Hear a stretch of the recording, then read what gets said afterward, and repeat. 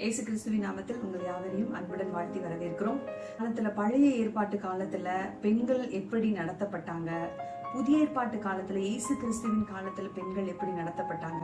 ஆனாலும் சில பேருக்கு இன்னும் இதுல ஒரு சந்தேகம், இப்படித்தானே வேதத்துல போடப்பட்டிருக்கு, இப்படித்தானே நடத்தப்பட்டு இருக்கிறாங்க, அப்போ இப்படிதான் நாங்களும் நடத்திட்டு இருக்கிறோம், இதுதான் சரி என்று நம்முடைய புரிந்து கொள்ளுதல் அப்படின்னு ஒண்ணு இருக்கு இல்லையா. நம்முடைய புரிந்து கொள்ளுதலின்படி வேதத்தை நாம் புரிந்து கொண்டால் அது நிச்சயமாக சரியான பொருள் தராது.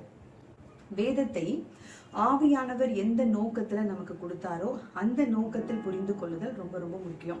எசேக்கியா ராஜா பாத்தீங்கன்னா அந்த ஆலயத்தை சீர்படுத்தும் பொழுது நியாயப்பிரமாணங்கள் கிடைச்சிச்சு அவர் கையில அந்த ஆலயத்துல.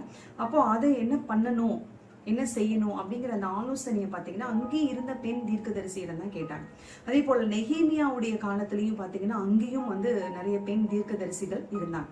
பழைய ஏற்பாட்டு காலத்தை பொறுத்த வரைக்கும் பெண்களுக்கு ஒரு சரியான விதத்தில் கொடுக்கப்பட வேண்டிய மரியாதை அங்கு கொடுக்கப்பட்டது.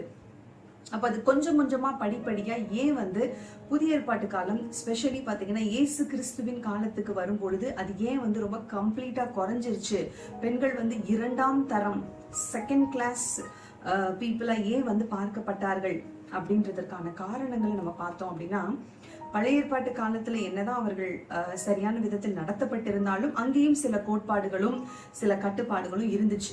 ஆசரிப்பு கூடாரத்துல எல்லாம் பாத்தீங்கன்னா நுழைய முடியாது, பெண்கள் அப்படியெல்லாம் நுழைய முடியாது. வெளிப்பிரகாரத்துலதான் பெண்கள் இருந்தார்களே தவிர உள்ளே அவர்கள் நுழைய முடியாத ஒரு சூழ்நிலையில தான் அங்க இருந்தார்கள். காலத்துக்கு வரும் பொழுது அநேக கட்டுப்பாடுகள் பெண்களை ரொம்ப யூதர்கள் பாத்தீங்கன்னா அவர்கள் ஆணாதிக்கம் செலுத்த தொடங்கினார்கள். அதாவது பெண்களை இப்படிதான் செய்யணும், அவர்கள் ஒரு மார்க்க சம்பந்தப்பட்ட விஷயங்கள் எல்லாம் தலையிடக்கூடாது, அவர்களிடம் வேதாகமம் கையில் கொடுக்கப்படக்கூடாது, வேதாகமம் பெண்களுக்கு கொடுப்பதை விட அதை தீயிட்டு கொளுத்தி விட வேண்டும், அதை பன்றிகளுக்கு முன்பாக போட்டு விட வேண்டும், இப்படியெல்லாம் நிறைய பழமொழிகள் உண்டு யூதர்களுடைய அந்த கலாச்சாரத்துல. இப்படிப்பட்ட ஒரு காலகட்டத்தில் தான் இயேசு கிறிஸ்து பிறந்தார், அந்த காலகட்டத்தில் தான் அவர் வாழ்ந்தார்.